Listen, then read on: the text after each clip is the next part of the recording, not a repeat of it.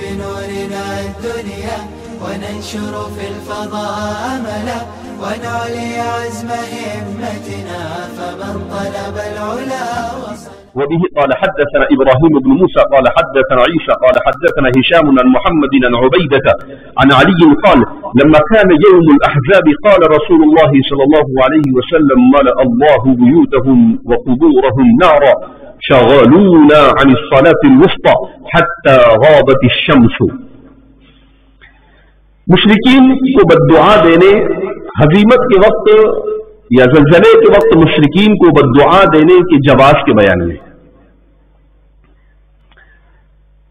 امام بخاری حیرت انگیز باب قائم کر رہے ہیں، کہا کہ مشرکین کو بددعا دی جا سکتی ہے یا نہیں دی جا سکتی.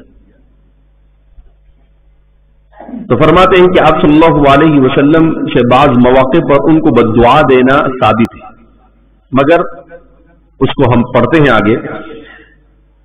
قال حدثنا ابراہیم بن موسیٰ، روایت کیا ابراہیم ابن موسیٰ ابن یزید الفراء الرازی الصغیر نے.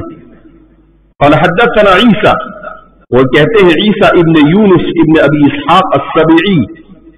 قال حدثنا ہشام، وہ روایت کرتے ہیں ہشام بن عروہ عن محمد، اور وہ روایت کرتے ہیں محمد ابن سیرین سے، تعبیر الرؤیا کے امام، عن عبید امام صاحب کے معاصرین میں سے ہیں، عن عبیدہ، امام صاحب نے خواب دیکھا تھا کہ آپ صلی اللہ علیہ وسلم کی قبر کھود کر آپ صلی اللہ علیہ وسلم کی قبر سے ہڈیاں نکالیں. تو امام صاحب بے چین ہو گئے کہ اتنا ڈینجر خواب. تو یہ محمد ابن سیرین کے پاس انہوں نے ایک آدمی کو بھیجا، ذرا خواب دیکھ پوچھ کر آتے اس کی تعبیر. تو محمد بن سیرین بڑے زبردست ماہر تھے، انہوں نے اس کو کہا کہ یہ خواب تو نے نہیں دیکھا ہے. کیا کہا انہوں نے؟ یہ خواب تو نے نہیں دیکھا ہے. سچ سچ بول کس نے دیکھا ہے؟ تو پھر اس نے بتایا کہ ابو حنیفہ نعمان بن ثابت.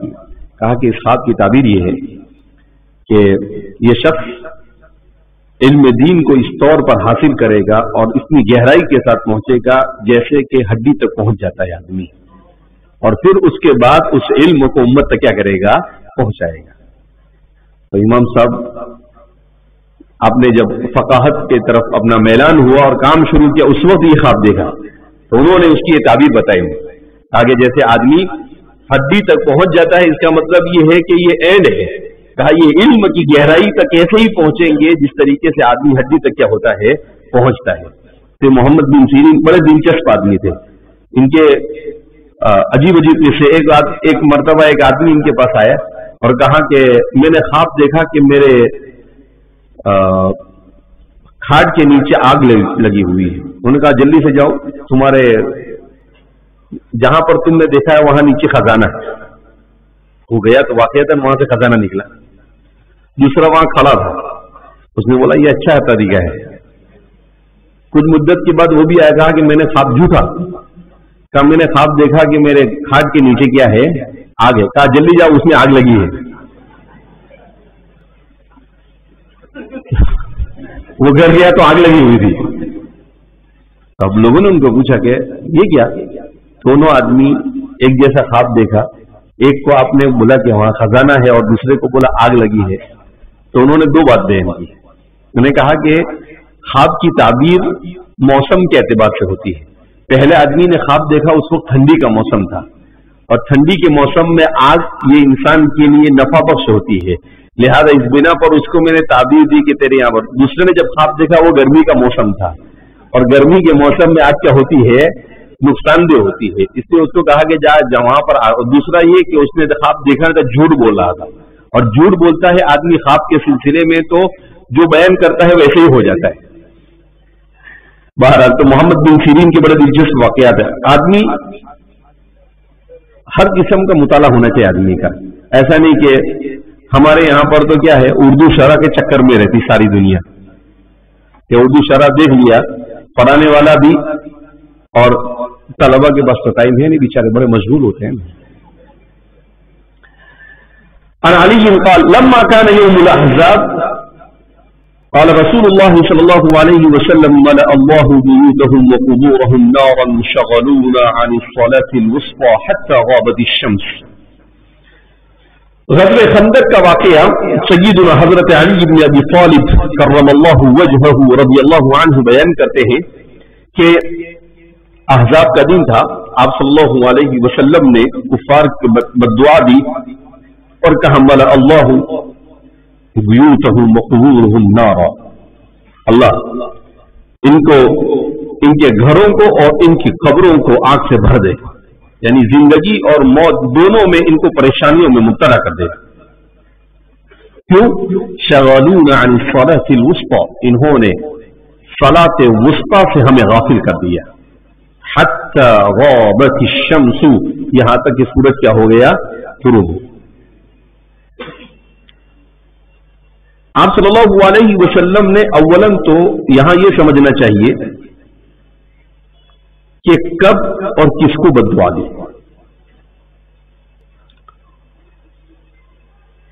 ابھی مدینہ منورہ میں ابھی آخری جب سفر میں تھا تو ایک آدمی ملے اور کہا کہ ایک آدمی سے میرا ملاقات ہوئی تو میں نے کہا اس کو السلام علیکم. تو وہ مسلمان نہیں تھا، اس نے مجھے وعلیکم السلام کہا.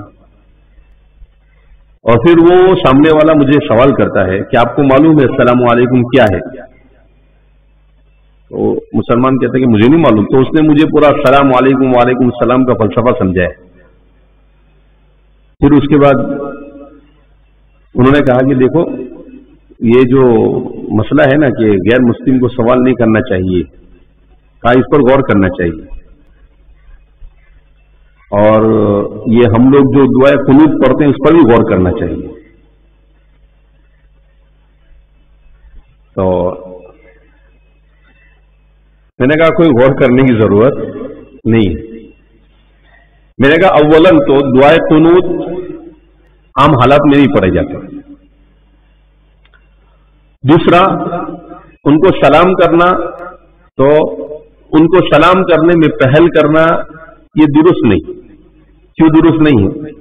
تاکہ ان کو سلام کرنے سے ارے اس نے سمجھا سب کچھ لیکن مسلمان ہوا وہ تو کیا فائدہ ہوا؟ ہم ان کے لیے اپنی تعلیمات کے ساتھ کمپرومائز کریں. اور وہ تو عجیب عجیب انداز میں لوگ سوچتے ہیں. تو کہا کہ میں نے کہا کہ دیکھو رسول اللہ صلی اللہ علیہ وسلم کی خدمت میں بھی یہ لوگ آتے تھے، تو آپ صلی اللہ علیہ وسلم سے جو چیز ثابت نہیں ہم اس کو کیسے زبردستی بول سکتے ہیں؟ آپ نے کہا کہ اگر وہ سلام کرے تو علیک کہو، یعنی اگر ہدایت ہو تو سلام، اور اگر یہ ہدایت سے مالا مال نہ ہو تو عذاب. لیکن سامنے چل کر ہم نہیں کر سکتے. کیوں؟ اس لیے کہ مشرک کا مطلب کیا ہے؟ اللہ کا باغی.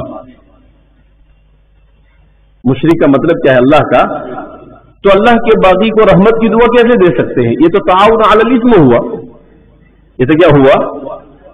لہذا اس بنا پر نہیں کر سکتے. ایک بات. دوسری بات میں نے کہا کہ آپ کہو کہ بھئی یہ ان کو بد دعا نہیں دینی چاہیے، تو میں نے کہا کہ آپ صلی اللہ علیہ وسلم سے جہاں دعا دینا ثابت ہے وہیں پر آپ سے بد دعا دینا بھی ثابت ہے. تو بد دعا ان لوگوں کے لیے ہوتی ہے جو مسلمانوں کے در پہ ہو، مسلمانوں کی جان مال عزت آبرو ان چیزوں کو نقصان پہنچاتے ہو، مسلمانوں کو اپنے مقصد حیات سے پھیرنے والے ہو، تو ایسا کرنے والے ہیں تو وہ تو مستحق ہے ہی اس کے. ورنہ عام کسی کو بھی تو بد دعا کا حکم دیا گیا نہیں ہے. اب یہاں پر بھی دیکھو کہ آپ صلی اللہ علیہ وسلم نے کیا بیان کیا؟ ملأ اللہ بیوتہم وقبورہم نارا شغلونا عن صلاۃ الوسطی. آپ نے ان کو بد دعا اس لیے دی کہ حضرات صحابہ خندق کھودنے میں ایسے مشغول ہوئے کہ اس مشغولیت کی وجہ سے عصر کی نماز کا وقت نکل گیا اور سورج ڈوب گیا، تو عصر کی نماز قضا ہو گئی. عصر کی نماز کیا ہو گئی؟ قضا. تو عصر کی نماز کے قضا ہونے کا سبب وہ لوگ بنے. تو اس کا مطلب یہ ہے کہ عبادت مقصد حیات ہے، उन लोगों की उस हरकत की वजह से मुसलमान अपनी इबादत से क्या हो गया, गाफिल, मकसद हयात से दूर हो गया। तो इसलिए आप सल्लल्लाहु अलैहि वसल्लम ने उनको क्या दी, बद्दुआ दी। यहां पर एक बात ये सोचने जैसी है कि हजरात सहाबा जंग की तैयारी कर रही, तकून कलिमतुल्लाहि हियल उलिया, उसके बावजूद भी नमाज को कज़ा नहीं किया। हमारे जमाने में जो लोग छोटे छोटे काम की वजह से नमाजों को क्या कर देते हैं, कज़ा कर देते हैं। बोले क्यों, उम्मत की खिदमत में थे ना। अरे पहले अपनी नमाज पढ़नी बाबू, बाद में सबकी खिदमत करना। तो नमाज से कॉम्प्रोमाइज नहीं। अल्लाह के रसूल सल्लल्लाहु अलैहि वसल्लम इस बात कि कुछ भी हो जाए, कुछ भी हो जाए, नमाज नहीं छोड़ सकते। आपकी नमाज कज़ा हो रही है जिंदगी में एक मर्तबा, आप पर ये इतनी गिरा गुजर रही है कि आप जो लोग उसका सबब बन रहे उनके लिए बद्दुआ कर रहे हैं, जो लोग उसका सबब बन रहे उनके लिए क्या कर रहे हैं, बद्दुआ कर रहे हैं कि इन लोगों ने हमें मशगूल कर दिया और उनके मशगूल करने की वजह से हमारी असर की नमाज कज़ा हो गई। कहा अल्लाह इनके घरों को, इनके कब्रों को आग से भर दे। यानी जिंदगी और मौत दोनों जगह पर मसाइब और परेशानियों से क्या हो जाएगी, लोग दो-चार हो जाए। तो इसलिए नमाज की अहमियत कभी इससे पता चलता है कि हर हाल में इंसान को नमाज से सुस्ती और गफलत बरतना चाहिए नहीं। चाहे आप कुछ भी करें, चाहे आप मुजाहिद है, चाहे आप मुजाहिद के दादा है कि बाबा है, कुछ भी हो, लेकिन आप छोटे छोटे बहाने से जैसे हम लोग नमाज छोड़ देते हैं, ऐसे नमाज को तर्क कर सकते नहीं। जबकि जिहाद के अमल की वजह से नमाज कज़ा हुई, उसके बावजूद भी हुजूर को बिल्कुल पसंद रहा नहीं, बल्कि आपको उससे शदीद तकलीफ पहुंची। तो नमाज को उसके वक्त में अदा करना ये इस्लाम का इंतहाई अहम और बुनियादी फरीजा है। इस सिलसिले में गफलत और कोताही में जो उम्मत मुब्तला है, उस उम्मत को रसूलुल्लाह सल्लल्लाहु अलैहि वसल्लम ने दर्स दिया कि अपनी तिजारत की वजह से नमाज छोड़ते हो, तुम अपनी मीटिंगों की वजह से नमाज को छोड़ देते हो, तुम छोटे छोटे बहाने बनाकर नमाज को छोड़ते हो। कहा कि जब जिहाद की वजह से नमाज को नहीं छोड़ा जा सकता है, तो कोई और वजह ऐसी नहीं हो सकती जो नमाज को छोड़ने का सबब बन सके। कोई और वजह ऐसी हो नहीं सकती जो नमाज को छोड़ने का सबब बने। हमारे तलबा के लिए भी, आप हजरात के लिए भी और हमारे लिए भी, हम सब के लिए नसीहत है इस हदीस में। وبه قال حدثنا قبيصة قال حدثنا سفيان عن ابن الزكوان عن الأعرج عن أبي هريرة رضي الله عنه وعنهم أجمعين قال كان النبي صلى الله عليه وسلم يدعو في القنوت اللهم انج سلمة بن هشام اللهم انج الوليد بن الوليد اللهم انج عياش بن أبي ربيعة اللهم انج المستضعفين من المؤمنين اللهم اشدد وطأتك على مضر اللهم سنين كسن يوسف۔ آپ صلی اللہ علیہ وسلم نے اس روایت میں بعض مستضعفین کے لیے دعا کی اور جو ان لوگوں کے ہجرت کے لیے مانع بن رہے تھے ان لوگوں کے لیے آپ نے بد دعا کی۔ امام بخاری اپنے استاد قبیصہ ابن عقبہ السوائی سے بیان کرتے ہیں، وہ سفیان ابن عیینہ سے اور وہ عبداللہ ابن زکوان سے اور وہ اعرج امام اعرج سے اور وہ حضرت ابو راویۃ الاسلام سیدنا حضرت ابو ہریرہ رضی اللہ تعالیٰ عنہ سے روایت کرتے ہیں، کیا فرماتے ہیں کہ کان النبی صلی اللہ علیہ وسلم یدعو فی القنوت، کہ آپ صلی اللہ علیہ وسلم قنوت میں دعا کرتے تھے اور کہتے تھے اللہم انجی سلمۃ بن ہشام، اے اللہ سلمہ ابن ہشام کو نجات عطا فرما، اللہم انجی الولید ابن الولید، اے اللہ ولید ابن الولید کو نجات نصیب فرما، اللہم انجی عیاش ابن ابی ربیعہ، اے اللہ عیاش ابن ابی ربیعہ کو نجات عطا فرما، اللہم انجی المستضعفین من المؤمنین، اے اللہ جتنے بھی مؤمنین یہ کمزوری کی وجہ سے ہجرت نہ کرنے پر مجبور ہے اور پھنسے ہوئے مکہ مکرمہ میں، اے اللہ ان سب کو نجات عطا فرما، اللہم اشدد وطأتک علی مضر، اے اللہ تو مضر پر اپنے عذاب اپنے عذاب کے اور اپنے گرفت کے اپنی گرفت کو مضبوط فرما، اللہم اشدد وطأتک، اور مضر پر اپنی گرفت کو مضبوط فرما، یعنی ان کی ہلاکت کی آپ صلی اللہ علیہ وسلم نے دعا فرمائی۔ تو فرمایا اللہم اشدد وطأتک علی مضر، جیسا کہ میں نے آپ کو کہا تھا اس سے قبل کہ بنو عدنان یہ دو حصوں میں منقسم تھے، ربیعہ اور مضر۔ قریش کا تعلق مضر سے تھا، قریش کا تعلق کسے تھا؟ مضر سے تھا۔ تو اس لیے آپ صلی اللہ علیہ وسلم نے مضر بول کر یہاں پر قریش کے ان سرداروں کو مراد لیا ہے جو حضرات صحابہ کو ہجرت کرنے سے روک رہے تھے۔ یہ جو صحابہ کے نام اوپر ذکر ہوئے، سلمہ ابن ہشام اور ولید ابن الولید اور عیاش ابن ابی ربیعہ، یہ وہ صحابہ ہے جو ہجرت کرنا چاہ رہے تھے، مگر ان کے گھر والوں نے انہیں محبوس کر رکھا تھا، ان کو مکہ سے نکلنے نہیں دیا۔ تو حضور نے اور ان کو بڑی سخت سزائیں دیتے تھے، بہت ستاتے تھے ان کو، کس کو جکڑ کر رکھ دیا تھا، رسیوں میں باندھ کر رکھ دیا تھا، اور ان کو سخت سزائیں دیتے تھے، مارتے تھے، پیٹتے تھے، سخت دھوپ کے اندر میں ان کو ریتوں کے اندر میں ڈال دیتے تھے۔ تو بیچارے سخت آزمائش سے گزر رہے تھے، اس لیے حضور نے ان کا نام لے کر نماز میں ان کے لیے کیا کی؟ دعا کی۔ اور پھر اس کے بعد مضر سے مراد یہاں پر قریش کے وہی سردار ہے۔ تو فرما اللہم اشدد وطأتک، اے اللہ تو اپنی گرفت کو مضبوط فرما مضر پر۔ اللہم سنین کسین یوسف، اے اللہ حضرت یوسف علیہ السلام کے زمانے میں جیسے قحط آیا تھا ایسا قحط ان پر مبتلا کر دے، ایسے قحط میں انہیں کیا کر دے؟ مبتلا کر دے، کاٹ دے، مبتلا کر دے۔ کہا کہ کھا پی کے مستنڈے ہو گئے، بہت ستا رہے لوگوں کو، کہا کہ ان کو دانے دانے کے محتاج ہو جا رہے۔ آپ نے دعا کی کہ ان کو حضرت یوسف علیہ السلام کے زمانے میں جیسے قحط آیا اس طرح کے قحط میں کیا کر؟ مبتلا کر۔ وبه قال حدثنا احمد بن محمد قال حدثنا عبد الله قال اخبرنا اسماعيل بن ابي خالد انه سمع عبد الله بن ابي اوفى يقول، حضرت عبداللہ بن ابی اوفا یہ وہ صحابی ہے جو بہت دیر میں ان کا انتقال ہوا۔ امام ابو حنیفہ نے جن صحابہ کو دیکھا ہے ان میں سے حضرت عبداللہ بن ابی اوفا بھی ہے، اس لیے کہ ان کا انتقال بعض روایتوں میں ہے سن ہجری 97 میں ہوا، اور بعض روایتوں میں کہ حضرت عبداللہ بن ابی اوفا کا انتقال سن ہجری 105 میں ہوا۔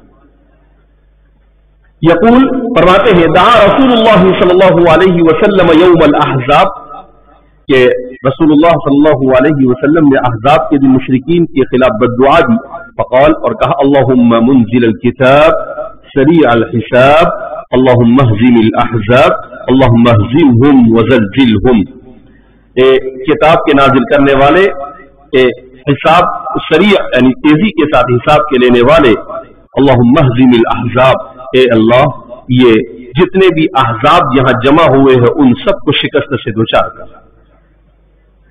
اور یوم خندق کو یوم الاحزاب بھی کہتے ہیں، قرآن کریم نے اس کو احزاب سے یاد کیا ہے، سورۃ الاحزاب پوری اس میں احزاب کی کیفیت کو بیان کیا گیا ہے۔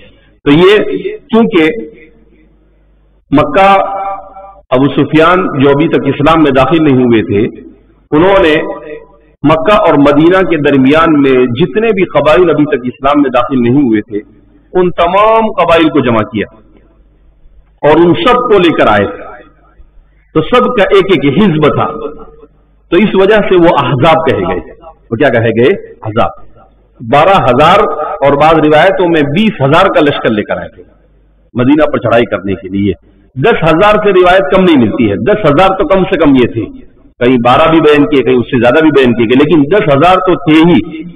تو یہ احزاب آپ صلی اللہ علیہ وسلم نے حضرت سلمان فارسی رضی اللہ تعالیٰ عنہ کی رائے کے مطابق خندق کھود دی، تو فرماتے ہیں کہ اس موقع پر حضور نے ان کے لیے بددعا دی اور کہا اللہم اہزم الاحزاب اللہم اہزمہم، اے اللہ انہیں شکست سے دوچار کر، وزلزلہم اور انہیں ہلا کر رکھ دے۔ آپ صلی اللہ علیہ وسلم کی دعائیں قبول ہوئی اور بہرحال ان پر طوفان آیا، آندھی آئی اور وہ راہ فرار اختیار کرنے پر کیا ہو گئے؟ مجبور ہو گئے۔